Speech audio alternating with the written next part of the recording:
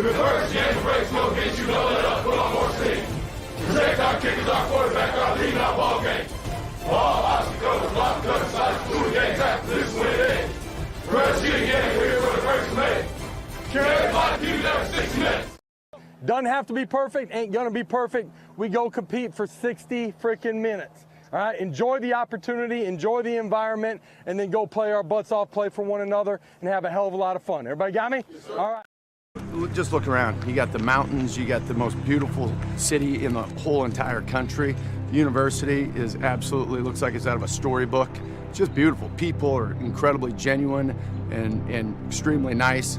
It's just a place that obviously I'd want my kids to go to school. And it sells itself. You don't have to sell anything about this place. You just got to get them here. You know, the old field of dreams. Yeah. Build it and they will come. It's already built. Just making sure that the little things are taken care of, like getting our cleats in the dirt and just playing. What we have to do is make sure that we got our cleats in the ground before the ball is snapped. I think that's the key to the game, and make sure that just get our cleats in the ground, execute calls, the urgency of communicating and getting lined up. Yeah, you got to get your cleats in the ground and you got to go play. Oh my God, we should leave it at that. Okay. We should close with that. That is the mind blower of mind blowers. Good.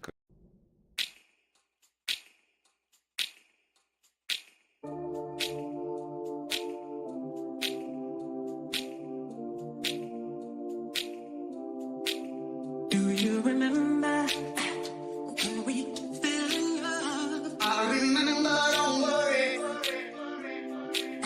Do you remember? I remember how it all began. How could I ever forget? It's the first time. Do you remember? I can feel it. I can feel it. I can feel it coming in the air. I can feel it. I can feel it, I can feel it, it's coming in the air. Remember time, oh, we fell in love. You remember time, how could I ever forget? You remember time, oh, we fell in love. You remember time, how could I ever forget? Coming in the air.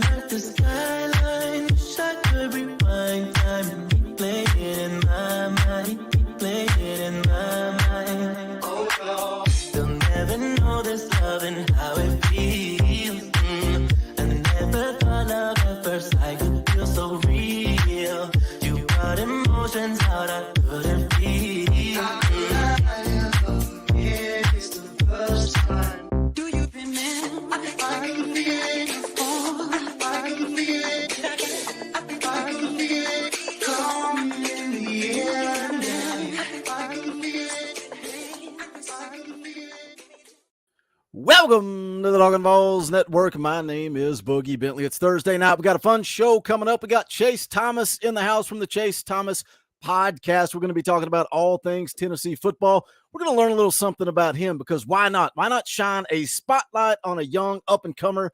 Sometimes I ask myself, Boogie, what are you doing? Why do you spotlight all these other people that are going to come and take your platform? They're going to steal it from you. But look, I was listening to Joe Rogan, Cameron Haynes, just this week, and they were talking about, hey, there's enough cake for all of us. I know you psychopaths in the chat, you cannot consume enough Vol content. So I want to shine a spotlight on somebody that's doing the Lord's work. We're going to get him on here in just a second. Going to be a good show, and then we're going to kind of transition. Chase is going to give us about 30 minutes. Then we're going to move into a fan call-in show. Let you guys come on and drive, but let's see who's hanging out bright and early. Robert Clark's in the house. Member of the channel. Appreciate that. Robert says, what is up, Vol Nation? Fish and Beans in the house. What's up, my friend? Shane Taylor is here. Joe Brown in the house. Sam Hyatt and he is here and says, what's up, y'all? Papa John, a.k.a. John Hill, is here as well. Look, I got to speed things up. We got to get Seth. Who's Seth? Seth the 4. We got to get Chase on here in just a second. Seth for 5, appreciate the super chat. It's time. Boom Boom Room entry fee. Papa John is at the door. Boogie on the mic. As always, I'm at the bar. What are you doing at the bar, Seth? It's Thursday. It's 8 o'clock. It's all good, man. It's all good. Appreciate the super chat, Seth. Thank you for being here tonight. Let's see who else. We got another super chat here. Let's see. Nate Pruitt for 5. Appreciate the super chat. Here's my cover charge. It's great to be a Tennessee Talkin Vol. Appreciate that super chat, my friend. Thank you guys for coming in. You guys already know the deal. Smash the thumbs up. Smash it quick. Smash it early. Smash it often. I would greatly appreciate it. Tons of stuff coming your way. Tomorrow, we are going to watch. Wait, I got to fast forward. Saturday, 3 p.m. Eastern time. We're going to do a watch party for the softball game. Make sure you're dialed in for that. Wednesday, June the 7th. Probably 7 p.m. Eastern time. We're going to do a film breakdown, George McIntyre versus Deuce Knight. We're going to jump into the class of 25 a little bit. Sports Talk Jay is going to be on the channel coming up within the next few weeks. That should be a good time as well. But let's get to the man of the hour. Let's get Chase on the show.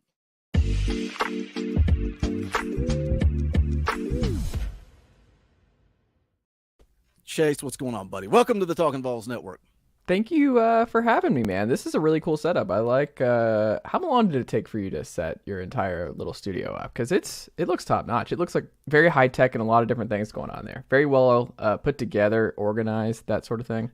It looks like a YouTuber. Let's be honest. I got the lights in the background. I spend way too much money on video games and arcade systems. That's not professional. That's the thing. We're not professional around here. We just hang out, talk a little ball, and I'm looking forward to it, man. You, on the other hand, you're a young gun. Look, sometimes little inside baseball, people don't realize, like, I've got a pretty good relationship with Eric Kane. When he comes on the show, it's always he'll jump on 10 minutes beforehand and we talk. And then after he goes off air, we'll stick around and talk for 30, 45 minutes. I've done some stuff with Ben McKee. He's like, hey, I'll be there 5 minutes after you start. I've never talked to Ben McKee off air. So I told you, I was like, hey, you want to jump on before, after, whatever you want to do. And Chase says, I'll be there as soon as I can. We've never spoken. So I know a little bit about you. You popped up in my feed on YouTube, and anytime somebody pops up, I'm like, all right, what's this cat doing? Who is this person? What are they into? But tell the audience, tell the listeners, who are you? You cover a little bit of everything, but you're a Tennessee guy. Give us a little bit of background on Chase Thomas and the Chase Thomas podcast. Absolutely. So I am a recent graduate here at UT. I'm a local Knoxvillian.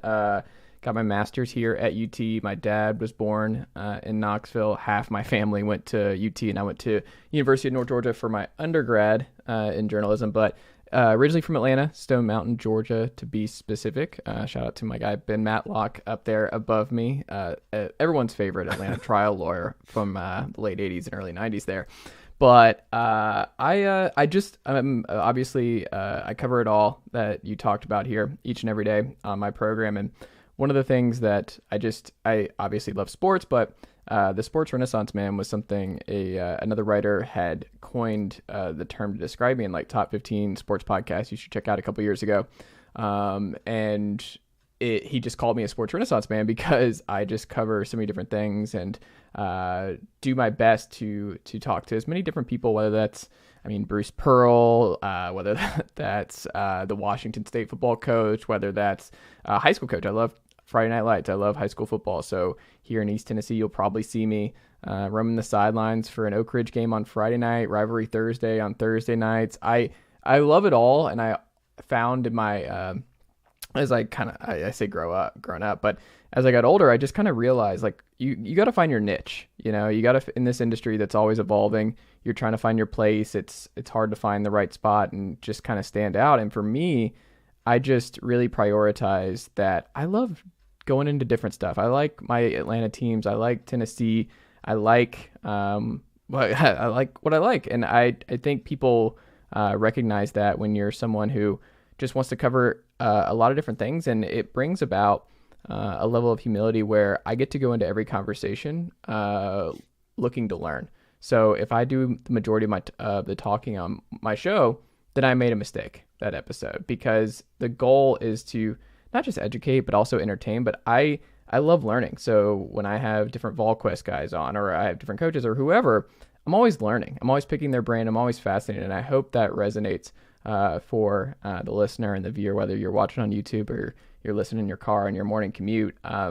I want it to be a fun show, but I also really enjoy learning each and every day. And that's kind of why I've really run with that sports renaissance, man, is that I am not an expert by any means on anything here, but I do keep up with everything. I do try and watch as much as I can, and I do just really love having a little bit of a handle on everything and always learning from somebody. So I don't know if that completely answered your question, but that's probably the thesis statement for what I do every day.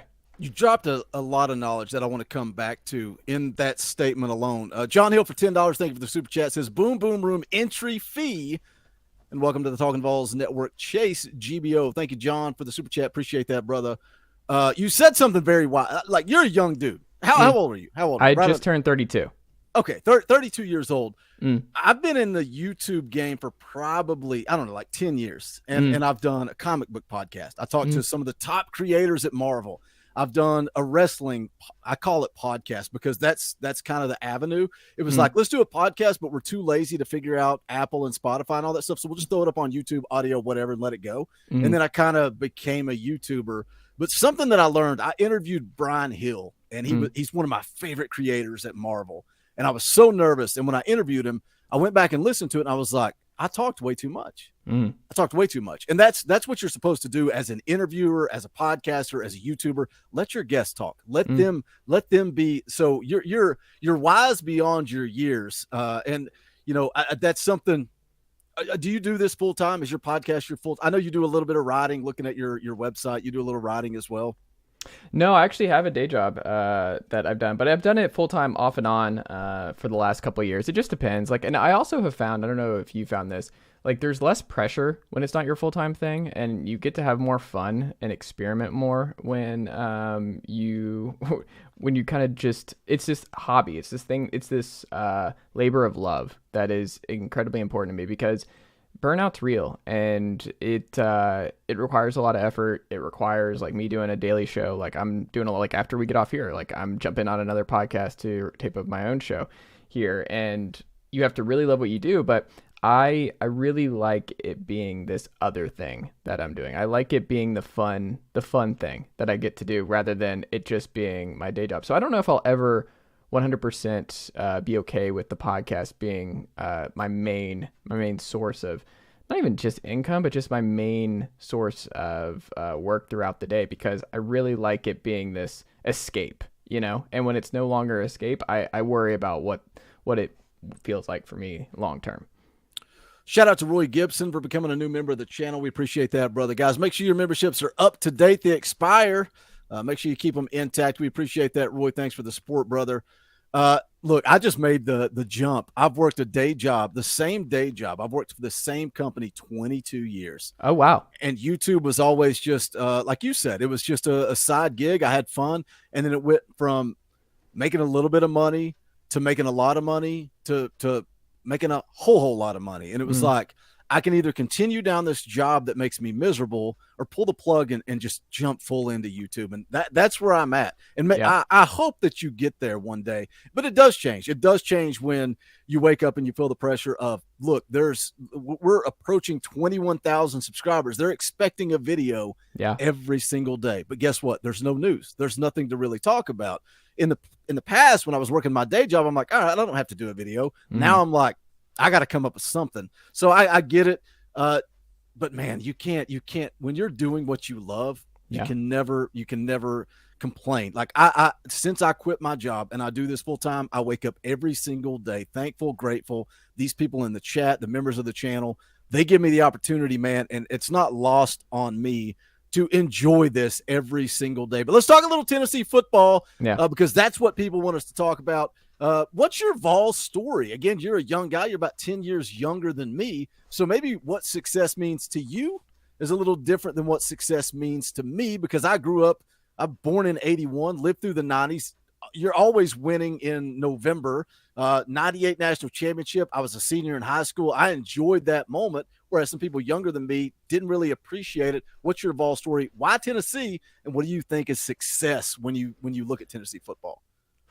There's actually a funny photo of me like on the sidelines. One of my uncles taught ROTC here at UT a long time ago, but I'm on the sideline. It's funny. Like I'm in a crew neck, North Georgia sweatshirt, and then I have the Tennessee cheerleaders and the football team behind me. And I think it was Tennessee Vanderbilt in the mid 90s. And it's just funny how things come full circle, because I ended up going to University of North Georgia for undergrad, where my parents went and met in Dahlonega. And then I kind of didn't know if I was going to go and do grad school or if I would end up at Tennessee, because I got into UT out of high school, but I ended up staying in state. And then the pandemic hit 3 years ago, and I kind of had this urge to kind of do, like, I wanted to do my master's, but I also wanted to go to a big school because I didn't do that for undergrad. But for me, and for what I needed, like the small classes and just a small town life was just better to get done when you're that young, and just staying focused and getting done what you need to get done. But then UT was just this thing where I always wanted to go to a big school and just kind of experience that, at least for a little bit of time. And then I ended up choosing UT. My dad, like I said, was born here, have a lot of family, grew up around it. It has been on, like, so it's a lot of house divided situation with UGA. My brother is actually like a diehard Georgia fan. Wait. Wait. He's what? He is a diehard Georgia fan. I don't believe there are good people that pull for Georgia. I think they're all terrible, ugly, disgusting human beings. I think it's just that, no, there are no good Georgia fans, Eric. There are none. Look, I can't. I do a pod with Matt Green every week, who's a diehard Georgia fan. It's a house divided. I don't like it any more than you do, but it is what it is. But for me, I think what's interesting about what success is for Tennessee football, and I make this joke, and I'm actually pretty serious. And I mean, USA Today this week, I'm sure you saw, like, the Everything School, the Everything Sports moniker award, and that's a great thing. And it's a fun thing we can actually hold over Georgia fans right now, is that, like, yeah, it's cool dominating college football, but, like, you're in hibernation for 9 months. Like, I get to go to, like, I'm here in Knoxville locally, and I get to go to Tennessee baseball games. I get to go to Tennessee basketball games. I get to go to Tennessee women's basketball games, ladies softball. Like, let's just go do a day in rowing. Like, we'll make the postseason in rowing. Let's go to the Clinch River. Let's see what's happening. I really enjoy just where we're at as a program, because I mean, you go back through, there have been some dark times, obviously, for Tennessee football and Tennessee athletics as a whole, and we've seen the worst of it. And I think it's just important that folks really appreciate where we are for, like, throughout the whole calendar. Like, the season tickets are already sold out, like, for the full season, like, this week, and that's second time ever in like 20 something years. Just embrace it, because it's really hard to do this, and it's really hard to sustain this. It's really hard to build this and keep this thing humming the way that Tennessee, Danny White, Josh Heupel, Rick Barnes, Tony Vitello are keeping this thing humming, because you have awesome stuff going on each and every day, year round. Like, a lot of fans all around the country would kill to be in the spot that the University of Tennessee is as an athletic program right now. They were ahead of schedule in football this past year. You have the #1 recruiting class coming in for Tennessee baseball in 2024. They have, the 5th best odds of winning the College World Series this year. And we know that they're a significantly more depleted team and more, let's see, what's the word we can say, as opposed to what they were last year. They're just not the juggernaut they were a year ago. And it was never going to be the case with so many guys getting drafted and moving on. But basketball, they're top 20 preseason. They do well in the transfer portal. Like, it's just a really good time, and I just think it's so sustainable that Tennessee fans really need to breathe. So it's like, when Jane Riddell doesn't end up in Knoxville, it's okay. Like, don't, like, it's not the end of the world. It's going to be okay. Ethan Davis is probably going to be pretty good. They'll get somebody else. Like, you're still you're in that blue chip ratio, which is really all you want to be. You want to be somewhere in that. Like, Georgia's just a different animal altogether. You just beat Alabama. Like, I'm going to savor that moment forever. My wife and I had the best. I was in the building for the for the Tennessee-Florida game, and the House of Horrors that turned into late in the second half. But you still got over it. There were so many moments last year where you got over the hump. You had 10 wins in year 2. You have this great class. You have the #1 player altogether last year in Nico Iamaleava coming into the fold. There's talent everywhere. You're on the up and up. You're in these conversations now for the Mike Matthews of the world, the Jaden Riddells of the world. That's a really, really impressive feat based on where this team was in January 2021. Like, a lot has changed in a relatively quick fashion. And I think for me, when I look at success for Tennessee football, it's sustainability. Like when you're in it and you feel like your team has a chance, and I think the main thing is their identity, and to bring it back to niche play, like this is a niche that I think has sustainability. Like Heupel is going to keep this thing humming, whether it's Joe Milton, whether it's Hendon Hooker, whether it's Nico Iamalio, whether it's Jake Merklinger, whoever. All we know is top 10 offenses. We know this team's going to score. We know this offense is going to have the firepower. We know the NIL space is very strong here. They're going to be fine. So I think just breathe, enjoy it. I do think, I mean, I'm sure we'll get into it. They take a step back this year, but it's a good time to be a Tennessee Volunteer fan. And I think you look year over year what success is. It's like just being in it and feeling you have a chance and that you're knocking on the door of the top of the SEC, because I think that is possible every like couple years, but the Georgias and Alabamas of the world and the LSUs, I think for that matter, are always going to kind of have a leg up. But if you're in the space that Tennessee is in most years, I think you should be happy and call this a successful football program. Let me hit a couple of super chats real quick. Roy Gibson for $1. Appreciate the tip in the old tip jar, my friend. Wayne Starnes for $5. Thank you for the super chat. Wayne says, I'm late. Wayne, it wouldn't be a Talkin VAWLS stream if you were not late, but I appreciate the tip, buddy. Thanks for hanging out. Guys, make sure you do smash the thumbs up. Share this thing out. Put it on Twitter, Facebook, Instagram. Call up your uncle. Let him know we're live. We would appreciate it. Hey, it's May, and we're talking about Tennessee football. That is the beauty of the Talkin VAWLS Network. Appreciate Chase joining me here. Chase Thomas Podcast. All the links are in the description. Spotify, Apple, YouTube, his Instagram, his Facebook. He's a TikToker. He's got it all. It is all in the description below. Make sure you guys go check him out. He's doing the Lord's work. Like, he covers it all. I can't do that. I'm like, no, I'm going to stick to my guns. I'm going to cover Tennessee football. Chase is talking NBA, NFL, Tennessee basketball, baseball, everything. Somebody in the chat said earlier, this dude popped up in my feed recently, and I didn't even look at it, and now I'm going to go check him out. Guys, make sure you go check out Chase. You said a lot there, something that made me laugh, talking about an everything school, and that's something. It was a conversation that came up in the VolQuest message boards today when you're talking about Jaden Riddell. And so many people have a hard time following recruiting because they're so emotional. It's like, look, a couple of months ago, Jaden Riddell was a Vol. Tennessee was way out front. Brent Hubbs talked about it. Austin Price talked about it. Everybody's saying he's a Vol. Tennessee's out front. And then things slowly started to change. All these dominoes started to fall into place. And then you get the commitment from Dylan Raiola. He commits to Tennessee or to Georgia. And then Jaden Riddell, it was too much to overcome. And this coaching staff was pushing hard to get him on campus this weekend. Huge recruiting weekend coming up. And he just went ahead and committed to Georgia. How do you fault him? Look at the development at Georgia. Like, I get it. It's fine. You move on to the next. But you talked a little bit about 2022, the season that it was. What are your overall thoughts on 2022? Year 2, you're coming off of a 7-win season. I think we were all satisfied with that. Disappointing bowl loss. But we're talking about, look, when Jeremy Pruitt was fired, I came on this channel. We're talking about 5, 6, 7-year rebuild. We're at rock bottom. There is no chance that this coach from Central Florida is going to come in and turn things around quicker than 4, 5, 6 years. Year 2, 11 wins, big-time bowl win over Clemson. A lot of highs, man. Like, you look at that 2022 season, wins over Florida, wins over LSU, over Alabama, Kentucky. You blow out Kentucky. You go into Georgia undefeated. College football playoff rankings, #1. The highs, man, it just kept getting bigger and bigger and bigger. What are your thoughts on 2022?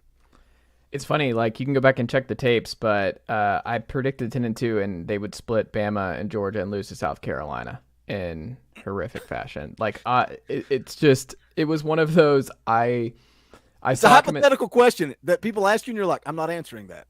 I'm not answering that. I looked at it and I was like, okay, do you know how many teams outside of Tennessee in the top 10 in scoring offense did not win at least 10 games in 2021? Power 5 teams. Wait, say that again. How many Power 5 teams did not win 10 games that had a top 10 scoring offense at the end of the 2021 season? None. It was only Tennessee. Tennessee was the only one.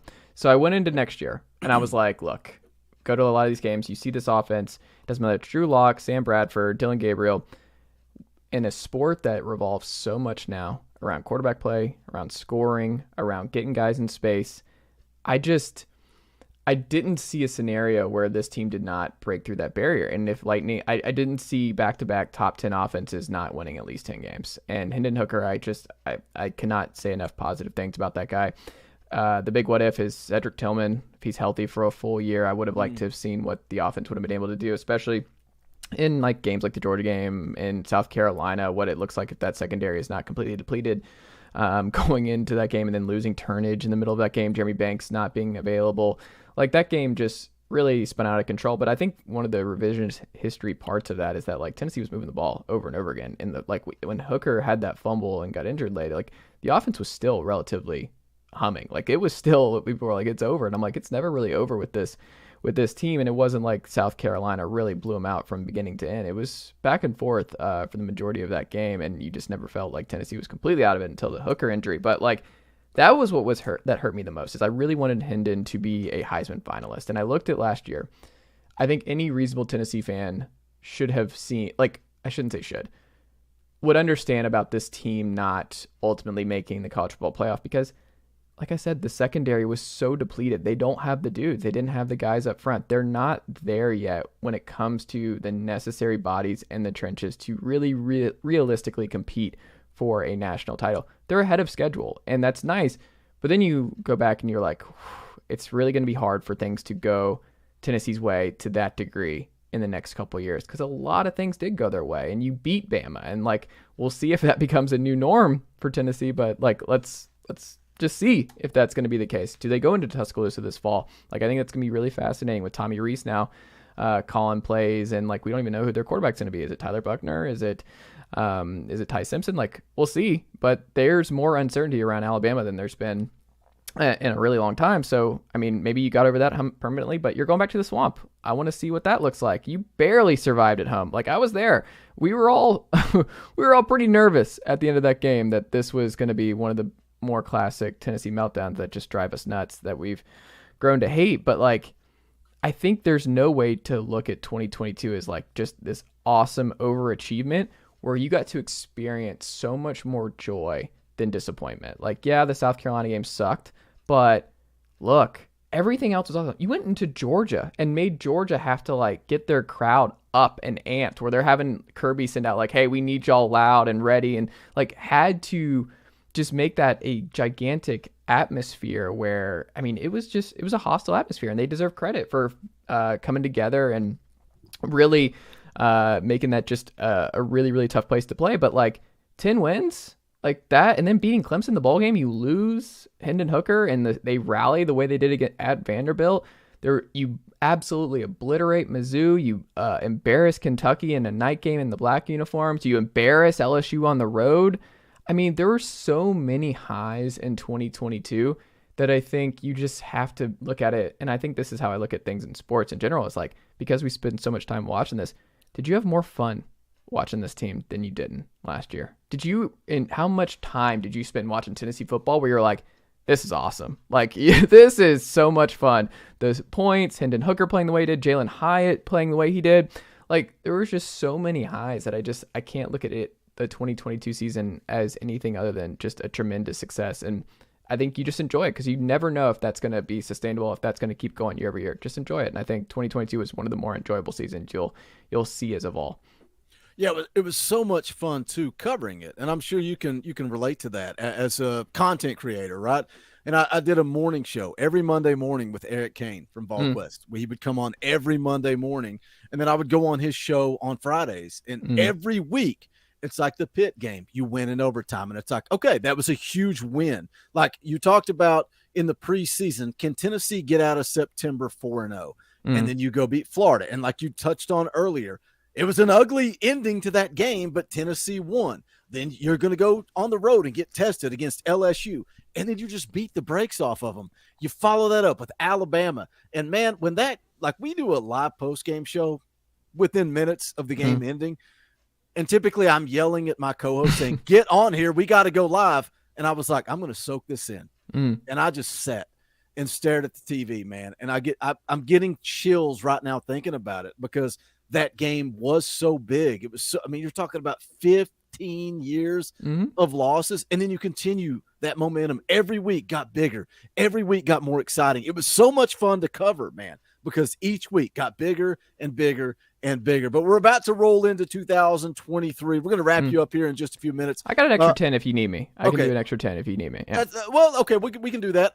As we wrap things up here with you, and then we're going to roll into a fan call-in show. You guys are going to have an opportunity to come on here and talk about whatever you want to talk about.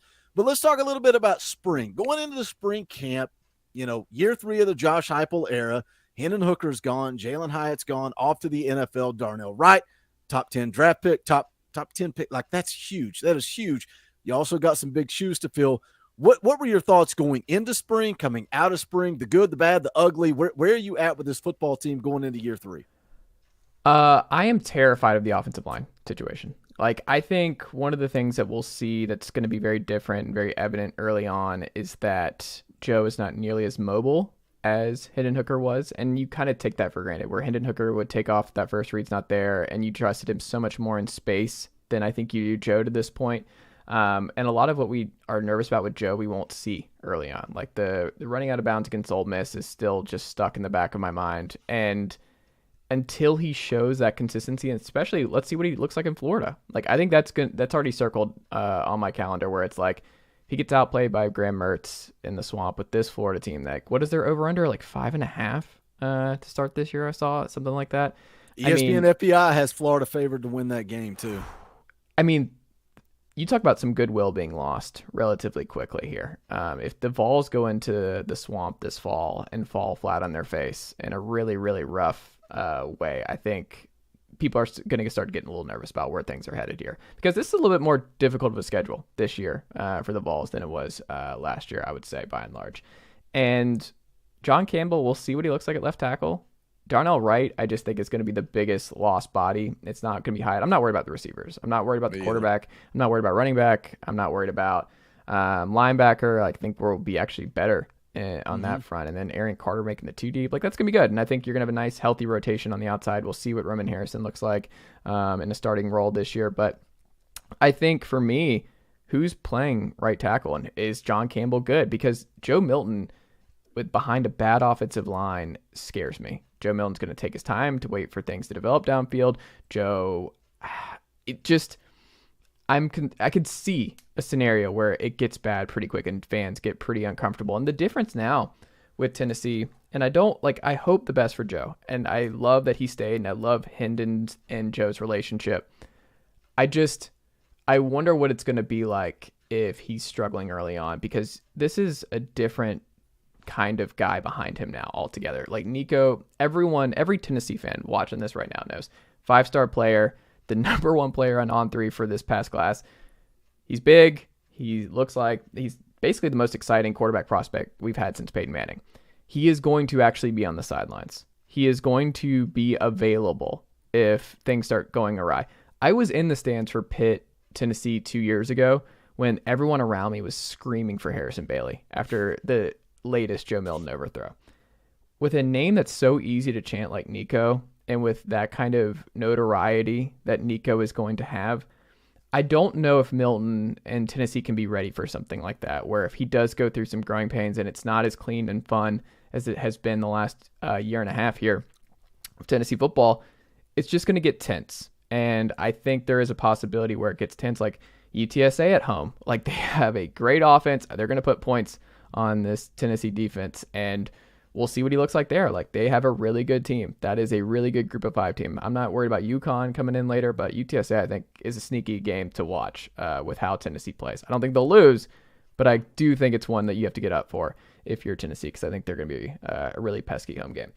I just look at all of this, and I'm like, I could see how Joe doesn't make it through the year. I could see, the injury concerns are also there. Joe has not proven to be as durable as Hendon Hooker has to this point. And I don't know. If you told me Gerald Mincey is not good at right tackle and doesn't handle that spot and that move well, it could get ugly in a hurry. Is it Dane Davis and John Campbell at the 2 tackle spots? Does Ollie Lane really struggle at left guard and they have to move Addison Nichols over there because he looks like he'll be starting backup center behind Cooper? Does Cooper get injured? What does it look like behind Cooper Mays? Because there's not a lot of depth there, and he's such an important cog at the center spot. I'm very nervous about the offensive line because it's not Hendon Hooker back there anymore. And I think I would be a little bit less nervous with him behind a shaky offensive line than I am Joe. He's just more of a statue, sit in the pocket kind of guy. And he took a lot of bad sacks in the Clemson game. Like, he was fine in that game, but a lot of 3-and-outs, a lot of bad sacks. He had the big plays, but I don't know. I am very curious to see what Joe looks like specifically if the O-line takes a big step back without Darnell Wright and the kind of turnover there. I feel like I'm listening to myself talk because the O-line concerns me too for everything you're saying. Like, Joe, he doesn't have that escapability. What I like about Joe is you want to run the QB power. It's a different look than the way they run the football. Like Hendon, you can run a little read option. Joe is more straight pitch option or QB powers, that type of run. And the offensive line scares me too. And the big thing that scares me is they go into the portal and they get Andrej Carrick. I don't think they're satisfied with him because immediately coming out of spring, they offered the Wyoming kid that was in the portal. He ends up going elsewhere. That's a big red flag to me that you added somebody in the portal, you come out of spring, and then you immediately offer somebody else. What I'm hearing, it sounds like the staff likes John Campbell. Does he lock down one tackle and Gerald Mincey locks down another? I don't know. I mean, do you feel good about that personally? Like, does that make you feel good with Joe Milton behind those two tackles? No. That's my biggest fear. I feel bad because like in the chat right now, they're like Debbie Downer stuff. And I'm like, I'm trying not to be that. Like, I think it could go the other way, but I think that is a realistic possibility. I think you always got to be true to yourself. Stick to your guns, no matter what the chat or the comments or people say, because I'm in the same boat with you. It concerns me because Joe Milton, I love Joe. I'm the biggest Joe Milton supporter on the planet.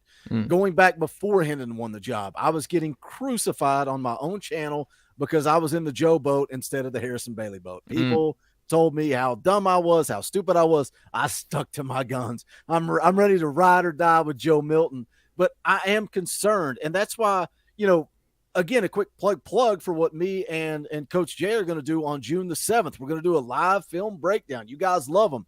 George McIntyre versus Deuce Knight. George McIntyre, in-state kid. Like, he's the guy that your eyeballs light up, and it's like, we got to go get this kid. Deuce Knight, escapability, more speed, more like I lean towards him, and I'm excited to do that live stream. Coach Jay coaches football out on the West Coast. He comes in on the channel, does film breakdowns. One of my favorite things that we do. I'm excited to hear what he thinks because I think when you have a quarterback that's got that foot quickness and escapability like Hendon, you've talked about it here the last couple of minutes, it just gives you a free pass on the offensive line. And I'm with first you, man. downs. How many drives did he save just with his escapability last year? And not even count. Like I'm 15 yards, 20. And that's the thing about this offense. They're going to spread you out wide, right? They're going to throw it over the top. Your safety's going to drop back. The middle of the field's going to open up.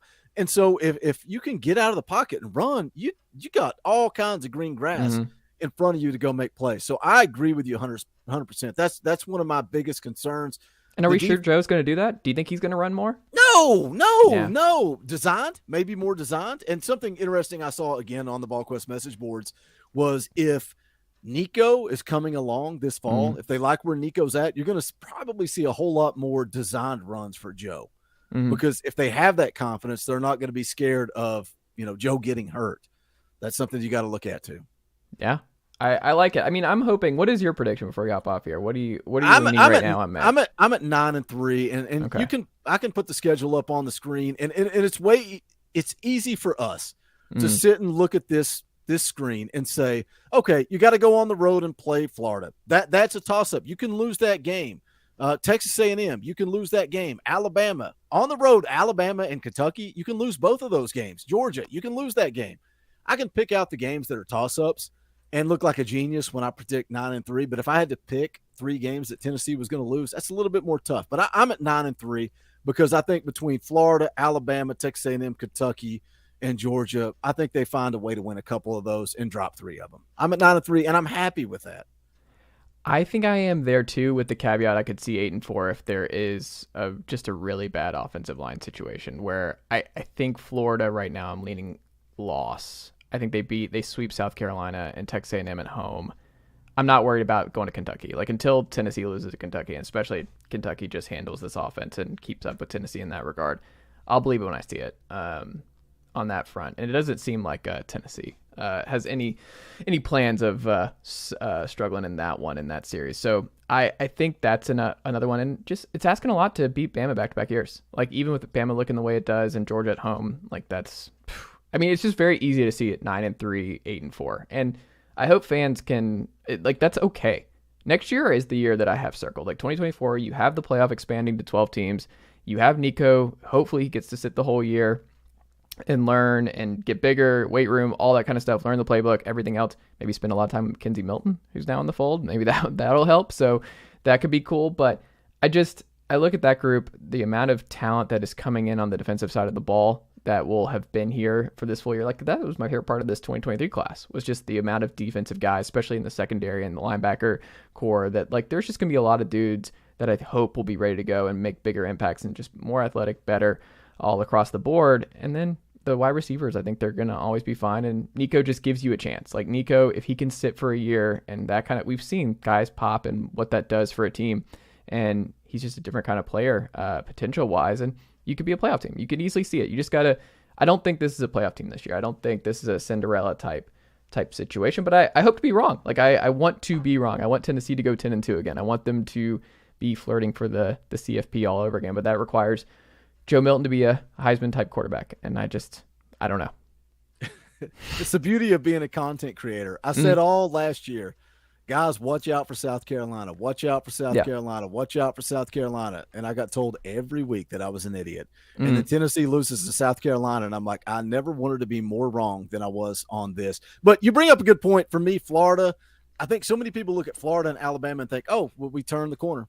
We're fine. We're going to going on the road to the swamp is a tall task. That's going to be where Joe Milton gets tested. Alabama, we talk about circling the South Carolina game on our schedule. You don't think that Alabama has that game circled on their schedule? That's a revenge game. It's going to be tough. We lose that game if that pass interference call doesn't happen. Like that game, they still don't get over the hump. Like that late pass interference call that gets taken away. What was that? Was that Kool-Aid who returned that one like 50 yards and they called it late? Like that doesn't happen. Like Tennessee probably loses that game. Like it's easy to forget just how close that game was and how many things had to go Tennessee's way to still get over that hump. Like it's right there. And I think Bama's defense is going to be better this year than it was. And it's at Bama, but 2 years ago they did play well and they did have that game going. They were in that game going late into the fourth quarter. They got, and Alabama's got some question marks too, but that's the beauty. We'll settle it on the field. It's been a fun conversation, Chase. I hope we can do more stuff moving forward. I always love having other content creators on my channel. Run down the plugs again. Everything, all the links are in the description below. But Chase, give them the plugs when you do shows, podcasts, all that good stuff. Let them know where they can come catch up with the Chase Thomas podcast. Yeah, absolutely. I appreciate you having me. This has been a blast. I hope I did not talk too much, and I hope I made some sense and did not irritate and be a Debbie Downer, because I really don't want to do that. I feel bad whenever I go kind of that realistic Tennessee rabbit hole, because, look, I love it. It's all good. Kind of go back to what I said at the beginning. Everything's good as a Tennessee sports fan right now. Enjoy it. But you can find me on YouTube, youtube.com/Chase Thomas Podcast. Just type it in, like and subscribe as we continue growing out that channel. Had that going for a year. So I'm very excited about the growth. We're about to hit 1,000, hopefully 1,000 after this show and appearance here. I've had a Let's make it happen. Time. Yeah. You gotta get monetized on YouTube. Guys, go sub him up right now. If there is any strength in the Talkin VAWLS network, go get Chase monetized right now. We'll make it happen. It's gonna happen. You're gonna wake up tomorrow, you're gonna be monetized, I promise. Well, I appreciate that. And look, Tennessee fans, obviously, like if you like Talkin VAWLS, you would like the Chase Thomas Podcast. I cover Tennessee every single week. So VolQuest, Brent Hubbs, Austin Price, Eric Kane, I think will be on tomorrow. Just all kinds of different Tennessee folks. Josh Dobbs was on last summer. I've had Jonathan Crompton, different dudes all across the aisle here with Tennessee. So look out for that each and every week. But NBA, college football, NFL, we have a schedule each and every day. So make sure you're subscribed on Apple Podcasts, Spotify, or however you get your podcasts. Love doing it. Love learning. And I think you guys will too, because every day you'll just have like you'll have water cooler chatter, because you're like, oh, I heard this. Did you hear about this? Major League Baseball and this thing. So all that on our program. But I appreciate you giving me the opportunity to come on your show, sir. And hope we can do it again soon. Appreciate it, buddy. Have a good night. You too. All right, that is Chase Thomas of the Chase Thomas Podcast, guys. Go sub him up, show him a little bit of love. Let me hit this super chat from Wade Rouse real quick. Wade, for $10, that ain't cheap. Appreciate it, brother. Deuce is from the same town I live in and goes to the high school I graduated from. He is from he is very, very good. I'm going to go to a lot of his games this year. He is very high on Tennessee, as is his family. I'm excited about that film breakdown because there was a little bit of drama stirring up when there was rumors that Deuce was going to commit to Tennessee, and people were freaking out talking about George McIntyre and would he continue the conversations with Tennessee if they took Deuce Knight, and that's worth talking about. So I put up the bat signal. I called up old Coach Jay, said we got to do a film breakdown. So that is coming your way.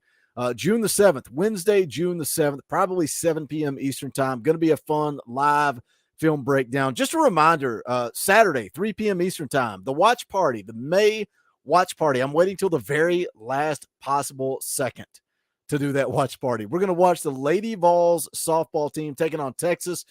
Game 1 is tomorrow, and then game 2 is coming up on Saturday, 3 p.m. Eastern time. It's going to be a watch party. X Factor is going to be in the house, myself, and I don't know. We'll see who else pops in. You guys will get the invite as always, so should be a good time. And like I said at the top of the show, Sports Talk Jay, we're going back and forth having some conversations about when is he going to come on the show. But you guys know the deal. We're going to jump into the fan call-in portion of the show. The link is out there for you guys to jump on. It's on the community tab on YouTube. Go check it out. Go pop in. It's going to be a good time. I got a couple of articles that I want to go through with you guys. But real quick, smash the thumbs up. You guys know the deal. Quick, free, and easy. Go check out the Bonfire merchandise. That's bonfire.com/store/Talkin VAWLS. Look, we don't get political around here. Sometimes we do. There's a big election coming up in 2024, and there's only one vote. That is Boogie and Dauber in 2024. For the fans, by the fans. Go check it out. All the old faithfuls are there. Again, bonfire.com/store/Talkin VAWLS. The link is in the description below. And I want to remind you, man, we picked up a new member tonight. If you're not a member of the channel, what are you doing with your life? Hit the join button down below. It's $1. If you got $1 that you can spare per month, we would greatly appreciate it. You can become a member of this channel. Hit that join button down below. You get access to custom Talkin VAWLS emojis, fan call-in shows, all kinds of fun perks and benefits.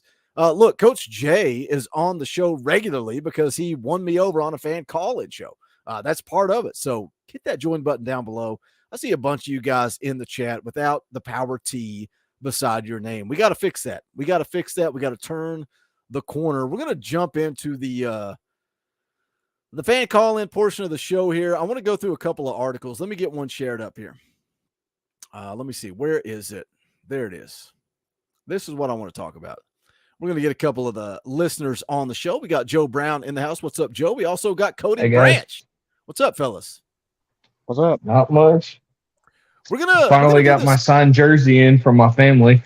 Oh, I like it. Let me hold that up. We're gonna go. Do me a first, Joe. Do me a favor. Take your cell phone and turn it sideways. And I'm not gonna say what The Rock would say and tell you to shine it up. No, that's perfect. That's beautiful. Show us that. There jersey. we go. What you got?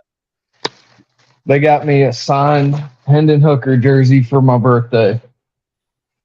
So finally came in. Just need to get it framed now. I was going to say, what's the plan? You're going to get it framed? You're going to actually wear that thing? Oh, no. It's signed. I'm not wearing it. I told them I had to get it framed up, so anytime I do the call-in show, it was on the wall behind me. There you go. You know, you're thinking about us. You're thinking about the Talkin VAWLS network. You want to have a background. You can be like Cody and be a working man. Cody doesn't have a background because Cody's working. Right, Cody? Mm-hmm. I'm always literally out there working. Literally in the truck. How long? Sleeping. I feel like we had the. Oh, so you're off the road now? You're resting? Yeah. Yeah, I'm on 34-hour reset. Can't do nothing. So why aren't you in the back? You should be chilling. I am. Oh, that's the back. Looks like. Yeah, that's the top bunk right up there. Who's sleeping in the top bunk? No. Nobody? Top bunk folds down. It's folded up right now. All right. Let's that talk a looks little tennis spacious football. for a truck. I thought he was in the driver's seat. I thought he was in the driver's seat. Let's look. This is a fan call-in show. The link is out there. Talkin VAWLS faithful and higher. You guys want to come in here? We got the Sethinator in the house. Seth, how long you been doing this? Year or so now. When you gonna learn to turn your phone sideways? Hey, I wasn't the only goober. We're gonna do things a little different tonight. Typically you guys come on and we talk about whatever you guys want to talk about, and that's it. We're gonna learn to work as a team. All right, we're gonna work as a team. We're gonna go through a couple of articles with some Tennessee news. I'm gonna read through them. We're gonna pause. We're gonna collaborate. We're gonna talk about it. So let's see if we can function as a 4-man team like the Four Horsemen. Let's jump into the first article. Both of these are from VolQuest, coincidentally. That's the first thing that popped up. But Grant Ramey put this out. They're free articles, so I'm not stealing their content. Tennessee football sells out season tickets for 2023. I would love it if this was Cody. Like, if this right here was Cody, I would be so happy. And I wonder who this guy is and if he's ever watched the Talkin VAWLS Network. I doubt it, but it would be amazing. He looks like the type of guy. He actually looks like Sammy Brown. Like Sammy Brown right here hanging off the goalpost. Let's take a look at it. Tennessee football officially sold out its season tickets for 2023 at Neyland Stadium. The Vols on Thursday announced a season ticket inventory of 70,500 has been purchased. Seth, when you hear that right out of the gate, what do you think? That's a whole freaking lot of seats, man. I mean, I'm just thinking, but this is going to sound weird, but is it too much? Is it too many seats for season tickets? We got about another. Go ahead. Maybe for the common man, maybe for people like you and I that don't have season tickets. True. But from their side, it's you got to be optimistic about that, right? If you could sell out. Oh yeah, I mean it's awesome, man. It's absolutely awesome. I mean, coming off the best season we've had in forever since I was little, a kid. I mean, God. Yeah, I know, man. Old. I know. That's why I said it. Cody, what are your thoughts? 70,500 season tickets sold. Honestly, I agree with you all. It's too much for people like us to even fathom. But I think it's great because it shows that fans are more interested now than they have been. I'm interested to see what happens. We talk about expectations and, you know, the conversation with Chase there. What a great show. I enjoyed that. You know, I've watched some of his stuff. I'm familiar with who he is. I'm excited. Hopefully he wants to do some more stuff moving forward. But you talk about the momentum. Year 2, you go win 11 games. You go win 11 games, Joe, in year 2. What's the expectation for 2023? You're selling 70,500 season tickets. Is the expectation, is it going to be through the roof? Are you going to be able to reach that? What happens? Chase just said 8-4. Is everybody going to freak out if Tennessee goes 8-4? Are we going to say, okay, we knew this was coming. Hendon's gone. Joe maybe wasn't the guy. Now we're moving into 2024. Guys like Arian Carter, some of these young edge rushers, some of these young secondary guys, Christian Conyer, they're coming along, and now 2024 is the year. What happens, Joe, if Tennessee goes 8-4 this season? Man, people are going to be disappointed. I work with a Penn State fan, Alabama fans. Man, the Penn State fan is expecting us to go 10-2, 11-1. Like, he's looking at last year. He is psyched for Tennessee to, you know, march down into Florida, into the swamp, get that win. He's looking at I was telling him the numbers from the other day's stream, and he's like, are you kidding? They're only giving Tennessee a 22% chance in Bama. They're only giving them a 12% chance against Georgia. That's crazy. I think we're going to have a lot of, you know, people watching what we did last year and getting really, really kind of jumping off if we go 8-4. But we're going to pop off like crazy if we go 11-1 or 10-2. Shoot, even 9-3 would be a good season for us with the turnover we had. I'm with Wayne. I think people 8-4, and there's always circumstances, right? There's always circumstances, and some people say that when I make a video, and I'm like, "What are you going to say if?" And they're like, "Well, it depends." Like, if I told you Tennessee was going to win 11 games, but they were going to get absolutely embarrassed by South Carolina, would you be happy? And some people are like, "No, I'm not going to be happy." Coach Jay, welcome to the show, buddy. What's up? Just drove here from the airport. Just got back from the beautiful Bay Area and all the crazy prices of everything up there. Or I guess that's California in general, guys, but Northern California is especially out of control with the price of everything. But people still calling me. But to answer the question about, am I going to freak out about 8-4? No, from a football standpoint, but from that Tennessee diehard volunteer fan with all this positive momentum going, I think we all might freak out a little inside, right? We all might freak out a little inside, and that battered ball syndrome might creep in and get a little uncomfortable, might be a little more nervous in the off season if we were to go 8-4. But it, circumstance, like Boogie was saying, is everything. I kind of settle at 9-3 this year, but there's many a slip between the cup and the lip, and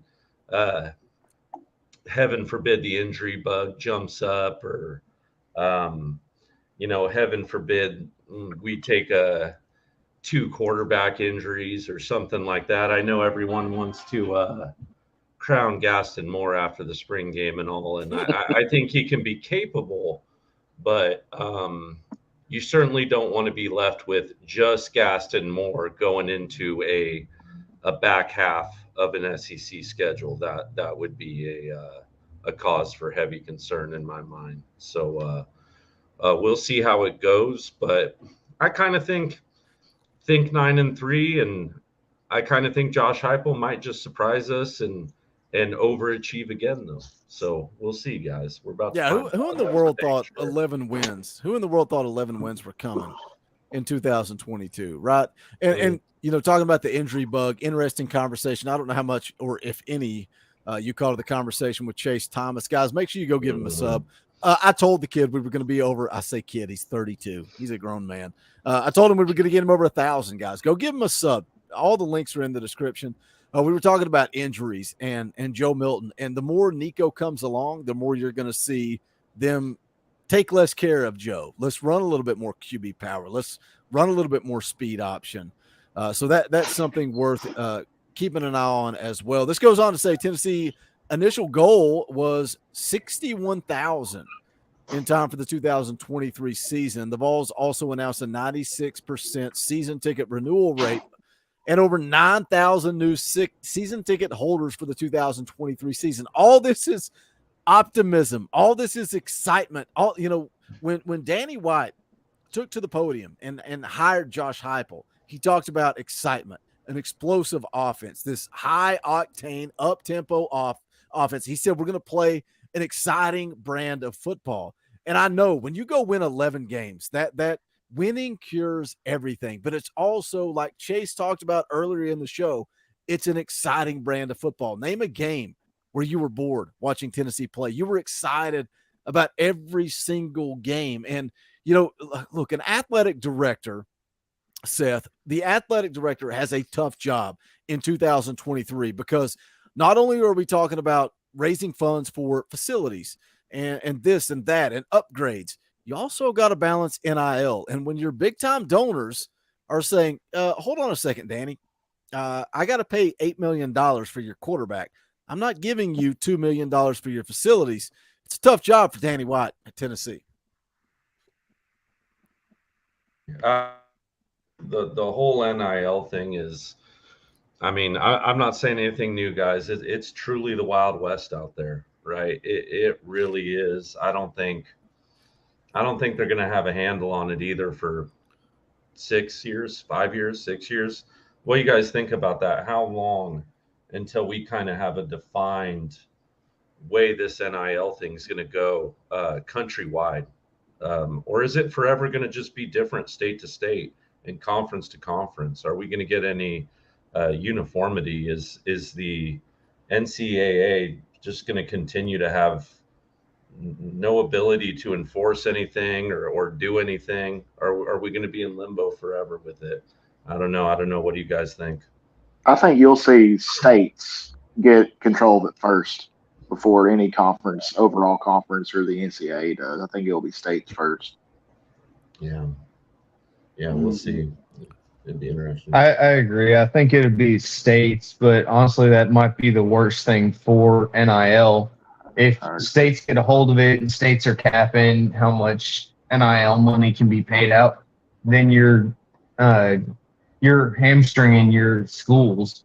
If Tennessee were to get a hold of it and say, hey, you can't pay more than this, but Georgia's allowing UGA to pay more than Tennessee's allowing Knoxville to pay, that's going to cause some issues. And it's interesting to bring up the NIL because that has been a big topic talking to guys at work about with so many different fans. And one of the guys I work with is trying to use the military to get a degree to become a sports lawyer for this kind of stuff. So we've been back and forth on the whole NIL thing. I think we all came to the conclusion there needs to be a cap, but it needs to be a set cap that is just the same across NCAA, across all sports. Maybe football gets more because football brings in more money, but the NCAA needs to get a hold of it before states do. But don't you think like if they like it needs regulation? Like they threw this thing out there and it's like it became, like Coach Jay said, the Wild West. Like it's you can offer what we're talking about, an $8 million quarterback, right? I mean, come on, let's call a spade a spade. We paid $8 million for a quarterback. That's what we're doing, and I'm here for it. I loved when Ohio State and Alabama and Georgia and their fans were like, "We just pay players." Yes, and we're going to win because our fans are psychotic and we'll do it. Yes, and that NIL and the transfer portal took Josh Heupel from way over here. I'm talking backwards, way over here to way over here. And as far as this rebuild is concerned, they should have put regulations in place. But if they do now, and if they did then, it doesn't matter. They're going to break the rules. That's what's been going on in college football since before I was born. They're going to break the rules. Kids getting Mercedes and BMWs and everything else to go play at Alabama. Bags. They're going to break the rules. That's what they do in recruiting. So you can put regulations in place, Coach Jay, but I don't think it's going to change anything. No, you get hey, people are going to break them, right? There'll always be the dad who in Pop Warner puts a little weight under the scale so the scale won't rise up when your kid weighs too much. Yeah, get that X off his helmet, Coach Jay. Get that X off his helmet. Yeah, or let him hit somebody. You're always gonna, what's the old adage, right? You're not cheating, you're not trying, right? So you're always gonna have that, but it's inflation's a real thing, guys, and I had a couple hours to kill in the airport on the way down here, and I was working on all my timestamps for the film breakdowns coming up. And I'll tell you, there's two quarterbacks that we're going to be reviewing live that it's not necessarily that it's even that they look better or worse than Nico, but they're on that par. They're on that elite level par. And that $8 million is quickly going to turn into $12 million. And you would think at some point, they're going to have to come up with cap or something, but we'll see. I mean, maybe free market wins. We'll see. We'll find out all together. Nico, kind of going back to what we were talking about a little while ago, how the NIL is going to get controlled or however you want to put it. But if it did it by state, say for Tennessee, and knowing that we've done $8 million for Nico's going to have to ball out to justify it for us to keep doing that with other quarterbacks down the road. So he's going to have to ball out, and I believe he's going to. But we're going to have to make sure that we get and recruit and get a good offensive line for him, because that's what I feel like we're struggling the most: offensive line and defensive backs. But, yep. Yeah, absolutely. And I won't get too far into it, but if if it's not Deuce Knight who we end up going with, you're going to need that offensive line. He's not as mobile, and he's slippery in the pocket. And we'll go into it in depth. I won't spoil it too much, like I said. But you're going to need an elite left tackle to protect him.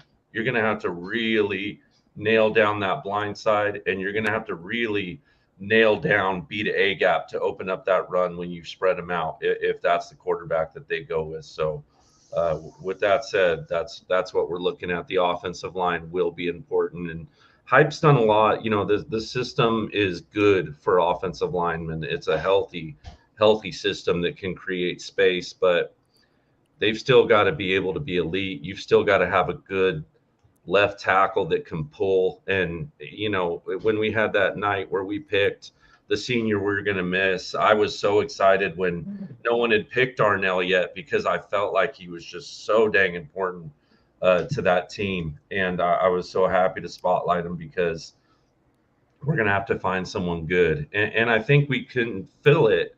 I don't know if it's going to be at that same elite level, but we can fill it. So we'll see how it goes. I think it helps that we've got Sproggins on the right side, because Milton is super fast when he hits that A gap with intent. I was listening to Cole Kubelik the other day. He put out an entire podcast talking about Tennessee and what they were looking at in 2023. And, you know, he talked a lot about Spraggins and said, I don't want to put too much pressure on the kid, but he could be a first round draft pick.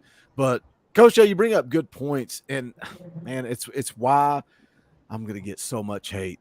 I'm going to get so much hate, and I'm hoping I talk myself out of this before June the 7th when we do the live stream. Right now, I'm leaning towards Deuce Knight, and it's because I'm sorry. Like, I love Glenn Ellerby, and I think he's done a good job developing the line, but you've got to question his recruiting. And I'm sorry, I'm going to call a spade a spade. And I keep going back to the same class of Francis Mauigoa, Stanton Ram, all those guys we've talked about a million times. You got 1 out of the 4. If you got 2 out of the 4, I would feel a little bit more confident. You landed Addison Nichols. What do you do in the class of 24? You land a few more offensive linemen.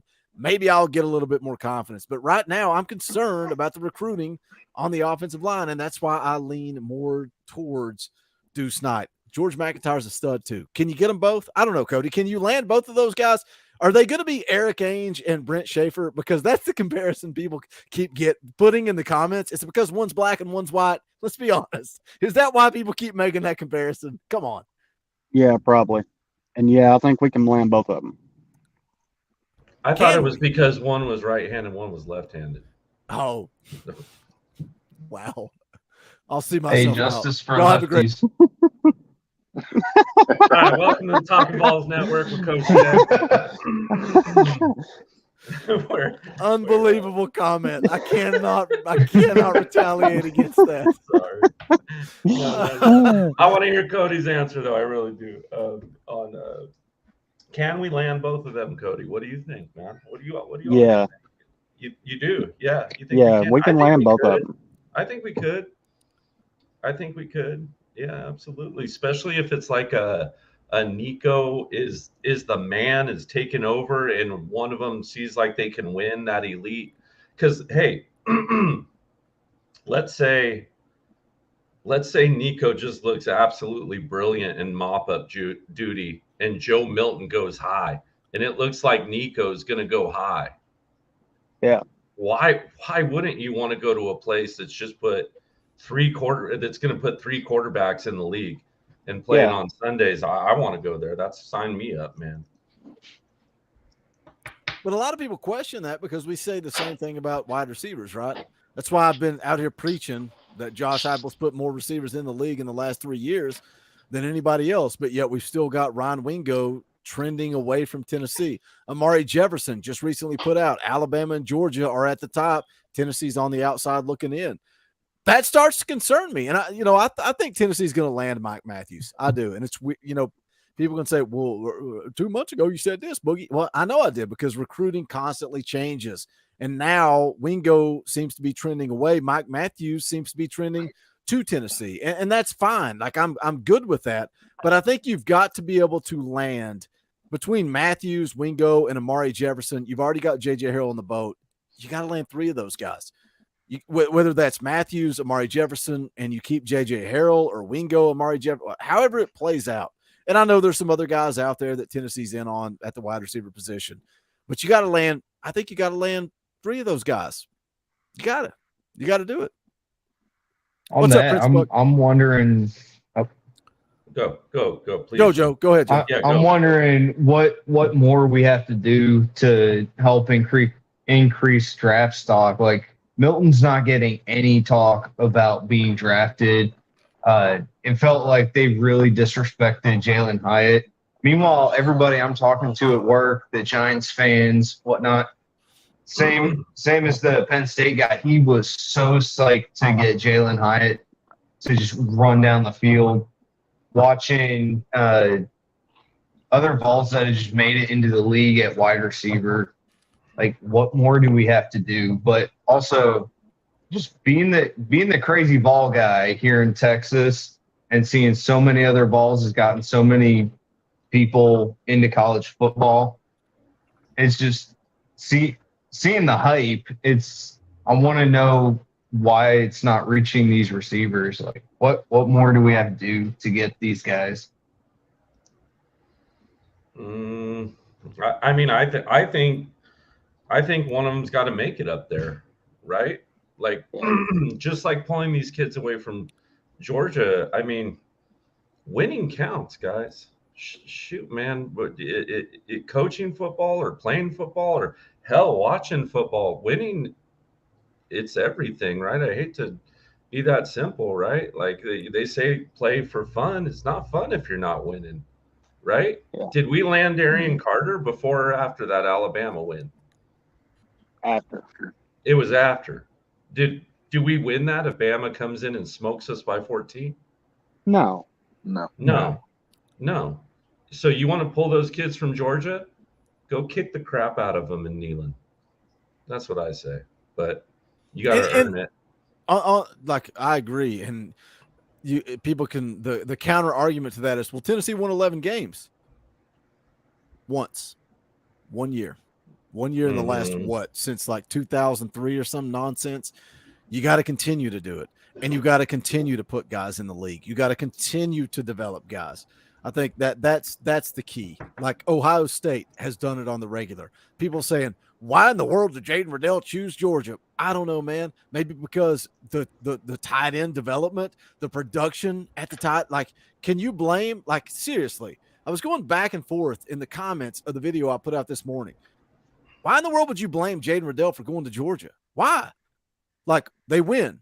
They're proven. They develop tight ends. They utilize their tight ends. Like, I don't blame Jaden Riddell for going to Georgia. Angry Titan for 5. Appreciate the super chat, brother.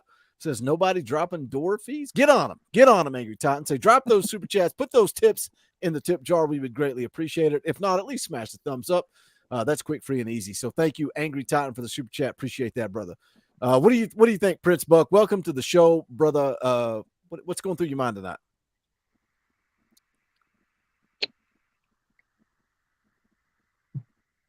Sorry, it broke out. Who was you talking to?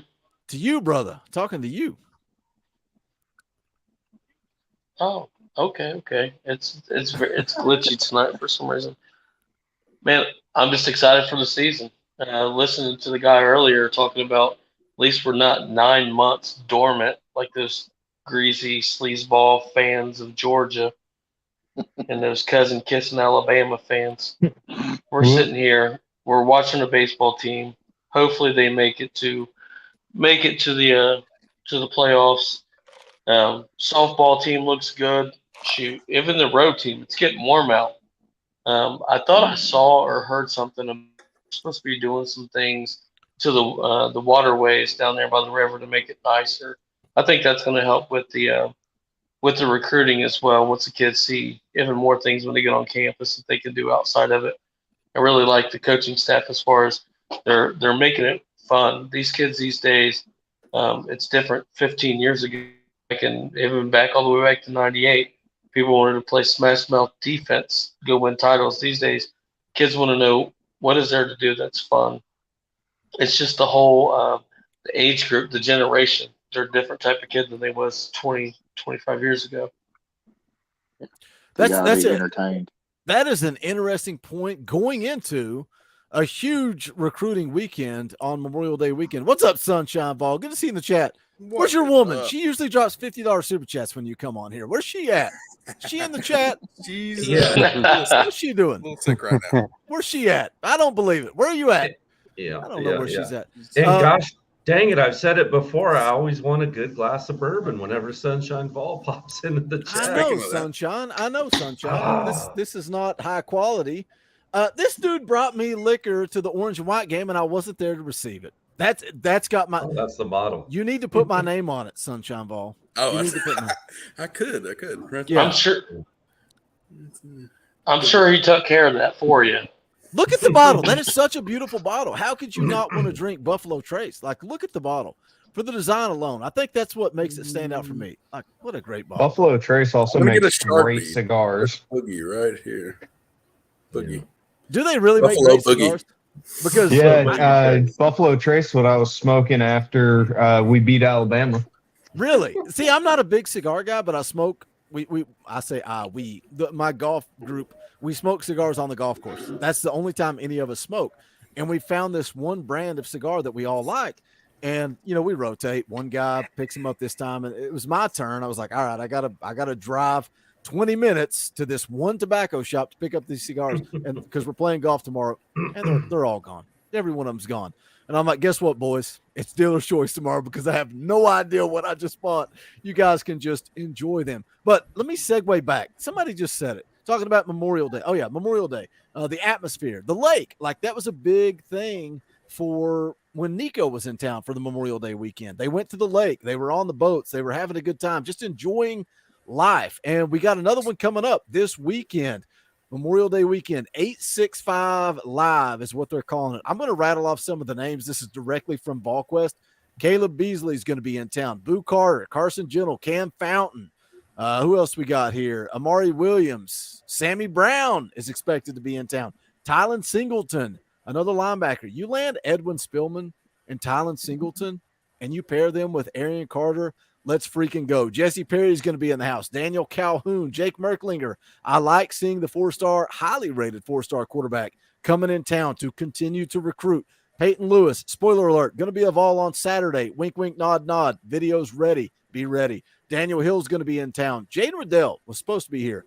Not going to be here now. Jonathan Eccles going to be in town. Amari Jefferson. Does Amari Jefferson make it in town? Huge, huge, huge recruiting weekend coming up. Coach Jay, what do you think about this weekend and all the talent? I think we're going to see a lot of momentum throughout June and into July.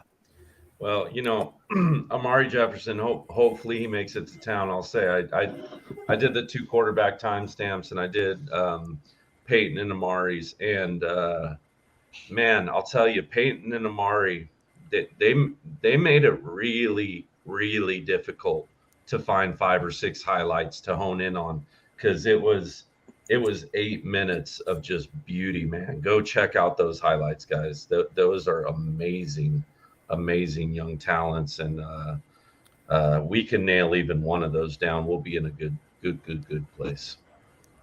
What do you guys want for the next 2 film breakdowns? A lot of people are asking for Amari Jefferson. I think we got to do Peyton Lewis. What do you guys want? Put it in the chat or put it in the comments if you're watching this on the replay. Seth, what do you think about this weekend? I mean, it's freaking huge, man. One thing that I liked whenever Nico committed was that he went to every single event and every 7-on-7, everything he went to, he was repping Tennessee and he was recruiting along the way. He was our best freaking recruiter. Not even on campus yet. So hopefully some of these other guys that we got in the boat, when they're there, they can spread the love, and then they can do it too. I mean, these things are, I don't know what all they do, but I'm sure, especially with being Memorial Day weekend, I mean, the Vol Navy's going to be out. It's going to be big, man. Deuces. I think Can Jake Merklinger be that guy? I was questioning when he committed. Is he going to be that guy? I'm excited to see that he's going to be in town, and we'll see where the momentum goes for this weekend, man. Like Lewis, 100%. He's committing this weekend, guys. He's committing this weekend. Stay tuned. It's coming. He's going to commit. But also, you get all these highly rated dudes. Spoiler alert, tomorrow morning's video is going to be about guys that are trending to Tennessee. Can you get a bunch of those guys on campus at the same time, and maybe they create that momentum? Maybe, Seth, there's not a Nico Sunshine Ball, but maybe you get a big group of guys together, and you get a bunch of them in the boat, and now all of a sudden, Boo Carter, Edwin Spillman, a bunch of those guys, Sunshine Ball, are now recruiting for you, not just a Nico. I would love to see all Boo Carter and Amari Jefferson just being a Chattanooga native. I'd like to see them both at UT personally. Wayne understands where I'm coming from. Anybody that gets that reference, put a 1 in the chat. A lot of you guys probably won't. If you're a VolQuester, you'll figure it out. All right, let's. I told you guys I was going to control this conversation. I'll let you guys drive for a little while. You stare at me like a deer in headlights, Sunshine Ball. When I say your name in the middle of a sentence, it means I want you to talk next. Prince Buck says, "I'm still here, fellas. It was breaking up." Sammy Brown, Aaron Carter, wrecking house. Don't hold your breath, man. I hope Sammy Brown's the ball, but I don't see it. One last thing I want to talk about before we wrap up the stream. Look, we're talking Tennessee football in the middle of May. We've got almost 100 people watching live. Smash the thumbs up, share out the link. I hope a lot of you guys are watching on the rewind, on the replay. Cody's back in the house. Welcome back in. Cody, let's talk about this. Former UCF quarterback Mackenzie Milton joins Tennessee football coaching staff. Former Central Florida and Florida State quarterback Mackenzie Milton is joining Josh Heupel's Tennessee football coaching staff as an offensive analyst. The ball was announced on Thursday afternoon. Milton played for Heupel at UCF before transferring to Florida State after Heupel left. This is a quote from Heupel himself. Mackenzie represents everything that is great about college football. His perseverance, determination, and leadership are attributes that made him successful as a player and will no doubt translate to him being an outstanding future coach. He's always been a student of the game and understands the why behind what we do. We are thrilled to welcome Mackenzie, Janie, Matt, and Madden to Rocky Top. In 3 seasons on the field at UCF, threw for almost 9,000 yards, 72 touchdowns. He accounted for 9,761 yards of total offense, third most in UCF history. Combined for 92 touchdowns at UCF and completed 61.8% of his passes. The reason I bring this up is because we've talked about Alex Golish going off to UCF and Joey Halsley taking over and building that coaching tree. We've also seen the same thing with Rodney Garner on the defensive line. I don't know how much college football Coach Garner has left in him. I don't know how long he's going to do it. I do know that I think it was AP or Hub. Somebody at VolQuest said this is the last stop. Coach Garner is going to finish his career at Tennessee.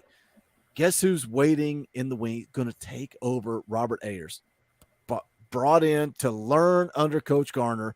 That's what I'm seeing here, Coach Jay, with Mackenzie Milton. He's being brought in as an offensive analyst. How long till he comes on staff as a quarterback's coach, wide receivers coach, something, the offensive coordinator being groomed under Joey Halsley, who we hope eventually takes a head coaching job. I was so excited. I held my phone up because I was reading it earlier and it was still on my screen. But I mean, I watched that kid play a lot at UCF and under hype. We're talking about a kid who kind of, as you mentioned, in the stat line, threw for a little over, the average of 30 touchdowns a season, guys. A kid who dissected film in live game snaps at an extremely high level, who got the ball out of his hand very, very fast and understands this system at a high level. I'm excited, and he's close to these kids at the age level they're at. He's going to be meeting them head on, and hey, he's learning from Hype and Halsey, two of the best around, to be doing it. I love this this philosophy of getting a good piece of fruit off the tree. You know what I mean? You don't want a rotten apple off the ground. Let's get one off the tree. Let's get a nice shiny looking apple right off the tree, and take a big bite of it and see how good it tastes. Is the way I look at it, because I think Mackenzie Milton is an awesome pickup. Great kid, knows how to win at a high level, been there, done it at the bowl games, understands this offense, understands it at a high level, and I'm excited. I mean, very excited what he can do under hype. I don't know too much about Milton, but if you look at any of the coaches that are considered to be the greatest of all time, the thing they do is they develop other coaches. And so you hear, the Patriots, Belichick's coaching tree, you hear Saban's coaching tree. Any great head coach is going to develop other coaches that will help develop the program. So I'm excited to see people that Heupel's coached in the past, because that also helps with recruiting. Like, hey, I played for this guy, I'm coming back years later to help coach with him. And they get to see that loyalty, that family that gets built around the coach and around the rest of the team through that. Absolutely.